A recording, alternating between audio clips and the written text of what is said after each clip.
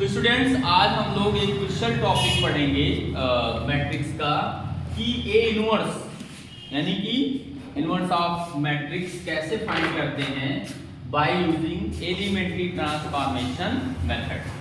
तो सबसे पहले हम इसका बेसिक स्ट्रक्चर समझेंगे।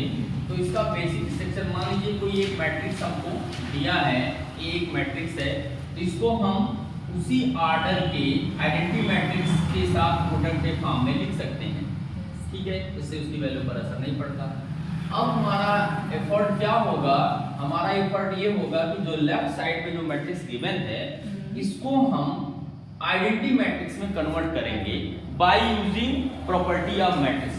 By using property of matrix, जैसे कि प्रॉपर्टी ऑफ मैट्रिक्स मैंने आपको बताया था कि किसी भी मैट्रिक्स के करस्पॉन्डिंग रो को ऐड कर दें, सब्ट्रैक्ट कर दें, या किसी स्केलर से मल्टीप्लाई करके ऐड या सब्ट्रैक्ट कर दें, या किसी कॉलम को किसी कॉलम में ऐड कर दें या सब्ट्रैक्ट कर दें, या किसी स्केलर से मल्टीप्लाई करके ऐड या सब्ट्रैक्ट कर दें, तो मैट्रिक्स की वैल्यू पर कोई असर नहीं पड़ता। तो उसी प्रॉपर्टी का यूज करके हम गिवन मैट्रिक्स को आइडेंटिटी मैट्रिक्स में कन्वर्ट करेंगे। लेकिन आपको पता है कि कोई भी ऑपरेशन अगर किसी क्वेश्चन में हम लेफ्ट साइड में करते हैं तो बैलेंस करने के लिए राइट साइड में भी वही ऑपरेशन करना पड़ेगा। तो ऐसी केस में हमारा जो आइडेंटिटी मैट्रिक्स है एक नॉन आइडेंटिटी मैट्रिक्स, एक अनदर मैट्रिक्स यानी मान लीजिए वो बी मैट्रिक्स से भी कन्वर्ट हो जाएगा। और ये जो ए है ये हमारा सिंबॉलिक है, केवल ए, इसको एक मैट्रिक्स ए के सिंबल के फॉर्म में लिखते हैं। क्लियर? अब ऐसी स्थिति में दोनों तरफ अगर हम ए इनवर्स से मल्टीप्लाई करें बच्चों, तो यहाँ क्या हो जाएगा? Identity matrix into A inverse that is equal to B A into A inverse. अब आपको पता है आइडेंटिटी मैट्रिक्स साथ प्रोडक्ट करेंगे तो वैल्यू पर कोई असर नहीं पड़ता। तो आई डॉट ए इनवर्स हमेशा ए इनवर्स ही आएगा, और यहाँ पर B A dot A inverse की वैल्यू क्या हो जाती है? आइडेंटिटी मैट्रिक्स आ जाती है। और फिर से हम जानते हैं कि आइडेंटिटी मैट्रिक्स से प्रोडक्ट करने के बाद मैट्रिक्स पर कोई वैल्यू पर असर नहीं पड़ता। तो इस तरह से यही बी हमारा रिक्वायर्ड इनवर्स ऑफ मैट्रिक्स यानी कि इनवर्स की वैल्यू होती है। तो बच्चों अब इस चीज को हम एक एग्जांपल लेके समझेंगे। तो स्टूडेंट्स हम एक इस कॉन्सेप्ट को समझने के लिए एक एग्जांपल लेते हैं और एक एग्जांपल के थ्रू इसको समझते हैं। तो सबसे पहले लेकिन स्टूडेंट्स मैंने प्रीवियस क्लास में आपको बताया था कि किसी भी मैट्रिक्स का इनवर्स तभी पॉसिबल है जब वो क्या हो? नॉन सिंगुलर हो। और नॉन सिंगुलर के लिए जरूरी है कि उसके डिटरमिनेंट वैल्यू को पहले फाइंड किया जाए और चेक किया जाए नॉन सिंगुलर है कि नहीं। तो पहले हम वो काम करते हैं, फिर हम इनवर्स फाइंड करते हैं एलिमेंट्री ट्रांसफॉर्मेशन मेथड से। तो सबसे पहले हम इसकी डिटरमिनेंट वैल्यू निकालते हैं। तो डिटरमिनेंट वैल्यू क्या होगा आपको पता है। फिलहाल ये डिटरमिनेंट वाला कॉन्सेप्ट अगले टॉपिक में आएगा, लेकिन फिलहाल यहाँ पर मैं वेरीफाई कर रहा हूँ। तो चूंकि सेकंड ऑर्डर की मैट्रिक्स है तो इसका डिटरमिनेंट हम कैसे निकालते हैं? डायगोनली एलिमेंट्स को मल्टीप्लाई करके उनका डिफरेंस ले लेते हैं।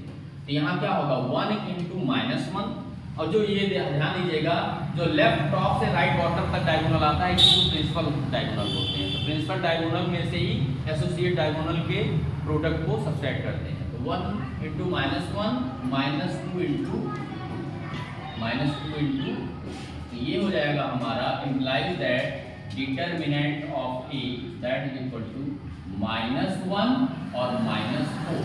तो -1 -4 that is equal to -5, और आपको पता है -5 0 नहीं है, इसलिए इसका क्या है? इनवर्स पॉसिबल है। अब हम लोग इसका इनवर्स फाइंड करेंगे। तो इनवर्स फाइंड करने के लिए हमने अभी आपको एक बेसिक स्ट्रक्चर A बराबर I डॉट A का स्ट्रक्चर बताया, जहां I क्या है? आइडेंटिटी मैट्रिक्स है उसी ऑर्डर की। अब यहाँ हम वैल्यू पुट करते हैं।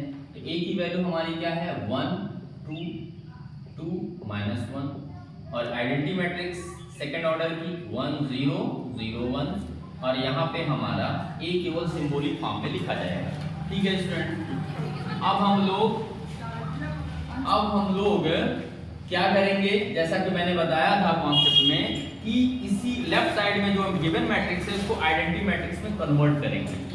और इसको करने के लिए बगल में आइडेंटिटी मैट्रिक्स लिखी है, इसी से कंपेयर करेंगे। यानी तो आप देखिए इसका दोनों का A11 सेम है, दोनों का A11 सेम है, इसको तो डिस्टर्ब नहीं करना है। हाँ, और यहाँ पर देखिए बच्चों सेकंड रो का जो फर्स्ट एलिमेंट है 2 है, इसको क्या बनाना है, हमको 0 बनाना है। तो करना क्या पड़ेगा, हमको करना ये पड़ेगा R2 को चेंज करना पड़ेगा। R2 को कैसे चेंज करेंगे, R2 माइनस 2R1, क्योंकि 2 माइनस जब 2 करेंगे तभी ये 0 आएगा। और ये प्रोसेस हम दोनों साइड करेंगे, लेफ्ट और राइट दोनों साइड करेंगे। तो चलिए हम करते हैं इस बात को। तो यहाँ पे क्या हो जाएगा 1 2, R1 तो ऐसे ही रहेगा, और यहाँ पर बच्चों देखो तो 2 माइनस 2 ये हो जाएगा 0, और ये आपका -1, यहाँ पर चाहे हम लिख दे रहे हैं -1 और -2 इंटू 2, -2 इंटू, और इज इक्वल टू R1 वही है 1 0, और R2 हमारा क्या है 0 -2 इंटू 0, सॉरी 2 इंटू 1, क्योंकि R2 की वैल्यू क्या है 0 है, -2 R1 की वैल्यू करेस्पॉन्डिंग क्या है 1 है, ठीक है। और यहाँ पे फिर आपका R2 की वैल्यू क्या है 1 है, और 1 -2 इंटू R1 वैल्यू 0 है, और इंटू 1। अब अगर इसको हम सिंप्लीफाई करें तो क्या हो जाएगा 1 2, यहाँ 0, यहाँ देखिए 2 2 जा 4, -1 और -4 क्या हो जाएगा -5 हो जाएगा, और यहाँ पे हमारा क्या हो जाएगा 1 0, यहाँ -2, और यहाँ पे क्या हो जाएगा 1 -2 इंटू 0 0 हो जाएगा, ये 1 का 1 ही रहेगा, और फिर ये हो जाएगा e, ठीक है।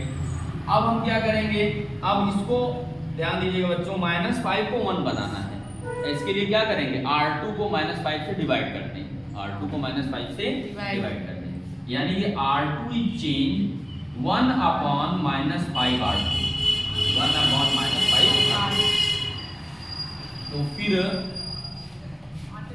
अब हम लोग इसको जो है समझते हैं, क्योंकि इरेज करते हैं। तो स्टूडेंट्स अब हम लोग ये जो लास्ट स्टेप है इसमें R2 को चेंज करेंगे 1 अपॉन -5 से इसको डिवाइड करके।